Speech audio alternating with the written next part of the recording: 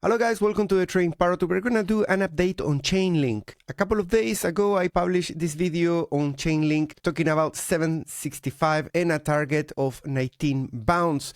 These are the bearish and bullish scenarios that I've been talking about. I recommend that if you're following Chainlink to give it a watch. It's just 5 minutes update and you're gonna understand where I'm coming from, but don't worry if you don't have time. I'll give you just a very condensed wrap up. In general, Chainlink looks good to me because we have been defending the lows, putting higher lows and higher highs in the macro structure. We still haven't done an all-time high relative to the previous cycle, and we got some bullish targets thanks to this healthy structure, we could say, with an extension of 1 of 32 and a golden pocket of 47, makes it a decent contender against many other options, we could say, this particular cycle. We are holding the 12.7 support just like we did in all this area in here. The most recent low was around $10, and if we go into the daily time frame, we can clearly observe that Chainlink doesn't fall behind relative to what the patterns are showing for all the rest of the coins,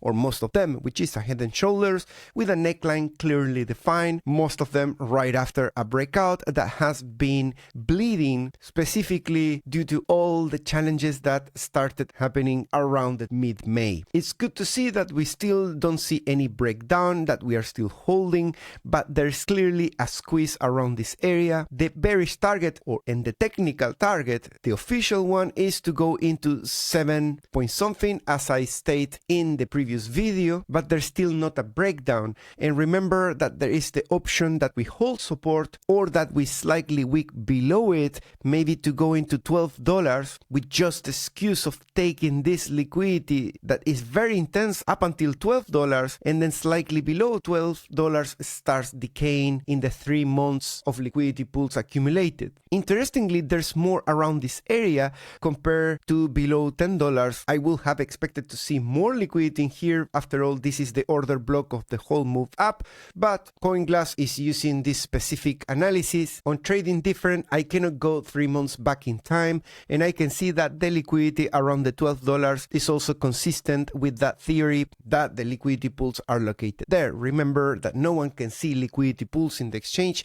They just use heuristic algorithms to speculate where could it be located. On the top end, we have a $15 at 16 and a little bit less at 17. But again, this is not capturing the full picture, and we have been in this area a long time ago, so they're probably not aggregating everything that is actually there. The next resistance, as I say before, is around $19, and we are in the middle of a squeeze, so we need to keep monitoring this. I'm gonna drop to the 4-hour time frame and see what's going on around this area, and we can see that as we approach this support, particularly in these tests that are located from Friday 13th of June into today, we've been producing higher lows in the context of hidden bullish divergences. That has increased the social dominance to 1.7, and the longs are entering in there. The best chance that we have in here is to complete the double bottom right above the support, to hit the resistance and to break out. That is the most optimistic, of course, idea. We need to understand that we have here a chunk of risk that we cannot overlook. So if you just cannot stop yourself from entering on Link, at least on a scalp or a swing trade, whatever you do, please do me a favor, do not put your stop loss where is yellow.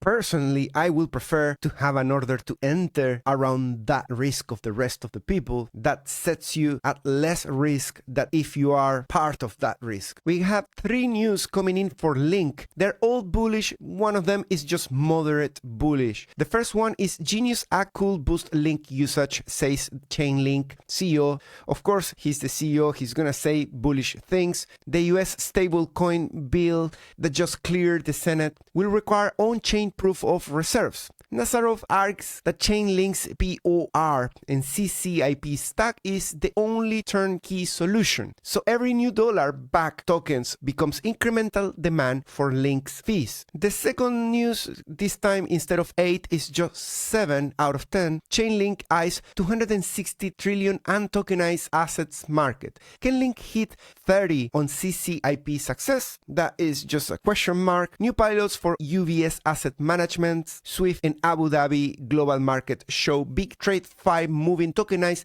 RWA deals onto CCIP. If even a fraction of that TAM materializes, Link's fee capture and narrative expand massively. And the last, just a 6 out of 10, moderate bullish, Link prints bottom pattern as Genius Act optimism grows. And I kind of agree with that. You know, we are seeing a little bit of hidden divergences, a potential to complete a double bottom. You know, I don't like to wait for the completion. I like to speculate that we could get it and then make a case where that fails and we end up still going slightly below 12 and coming up with something around those terms. Of course, whatever you do, still assume that can go way lower in case there is a black swan event or the war escalates. That has nothing to do with Chainlink being good or not. It's just that price is gonna always respect big events. If you want to train Chainlink, you can use my non-KYC exchange Bluffing or Preference. We got a campaign called the Well Campaign 2.0. You can win up to a Model 3, get 10% cashback, up to 3,000 futures bonus,